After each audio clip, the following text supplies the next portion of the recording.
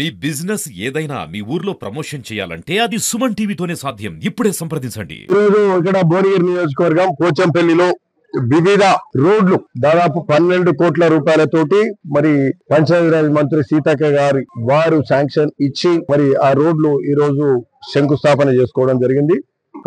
Narayanagiri కోసగూండు road, ఇంకొకటి Jagatpalli జంగంవారిగూడెం road, ఇంకోటి అన్నిటికంటే ముఖ్యం ఈ మోడల్ స్కూల్ పోచంపల్లి రోడ్లు ఏదైతే మోడల్ స్కూల్ జలాల్పూర్ దగ్గర ఉందో ఆడికెళ్ళి నారాయణగిరి రోడ్డు, ఆడ పిల్లలకు ఇబ్బంది అవుతుండే ఆ రోడ్ ఒకటి, కప్రాయిపల్లి రుద్రవెల్లి రోడ్డు అదొకటి, అది కూడా ఎప్పటి నుంచో రోడ్ కావాలన్నట్టు ఆ రోడ్డు కూడా ఇవాళ వేసిన అన్ని ముఖ్యమైన రోడ్లు.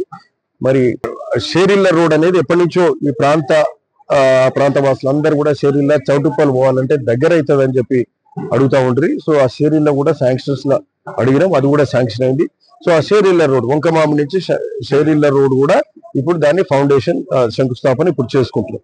సో అతి ముఖ్యమైన రోడ్లన్నీ కూడా ఈ రోజు మరి ఆ ఫౌండేషన్ వేసుకున్నాం. త్వరలో అవన్నీ కూడా కంప్లీట్ అవుతాయి.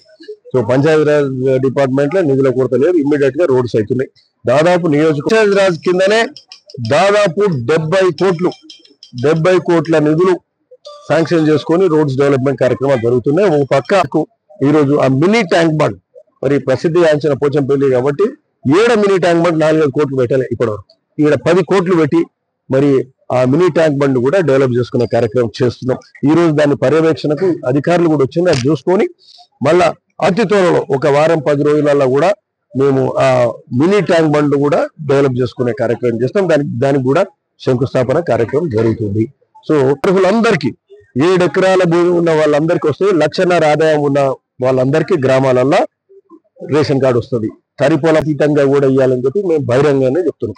పేదవాడి నుంచి మొదలుపెట్టి ఆ ఇందిరమ్మ ఇండ్లు ఇచ్చే కార్యక్రమం జరగాలని కూడా సూచిస్తున్నాం. ఆ విధంగా చేస్తాం. తొందరగా ఈ రేషన్ కార్డులు కానీ ఇందిరమ్మ ఇల్లు 1 నెల లోపల స్టార్ట్ అవుతాయి. ఇలా ఏ మాత్రం ఆలస్యం లేదు. రైతు రుణమాఫీ కూడా 1 లక్ష రూపాయలు చేసినోడు లేడు ఈ దేశంలో. కేసీఆర్ కు 4 ఏళ్ళు పట్టింది, అది మితికెళ్ళి పోయింది.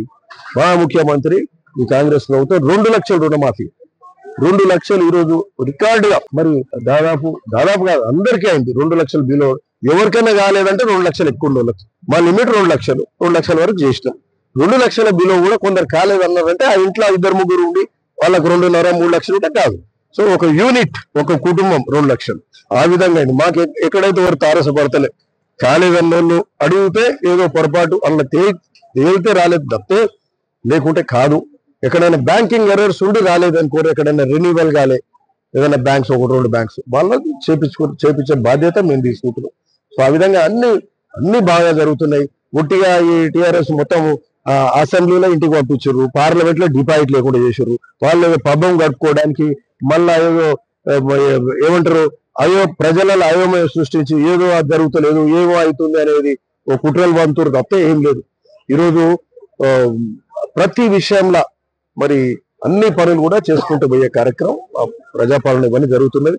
నాగరికారు అయోమయం సృష్టించే వేరే పార్టీలు బీజేపీ కానీ టీఆర్ఎస్ చేస్తే దానికి అయోమయానికి గురి కావాల్సిన అవసరం లేదు. అన్ని సరిగ్గా జరుగుతున్నాయి. కొద్ది సమయంలో ఇవన్నీ పథకాలు అన్ని స్కీమ్స్ ఇవన్నీ జరిగినాక అన్ని చేసినాక అందరికీ అర్థమవుతుంది. అప్పుడు ఎవరు మాట్లాడటానికి కూడా ఏముంది. Okay, thank you. రోడ్లు ఇవన్నీ చేసుకుంటూ కళ్యాణ లక్ష్మి చెక్కులు 47 చెక్కులు ఈ రోజు ఇచ్చినాం ఇక్కడ.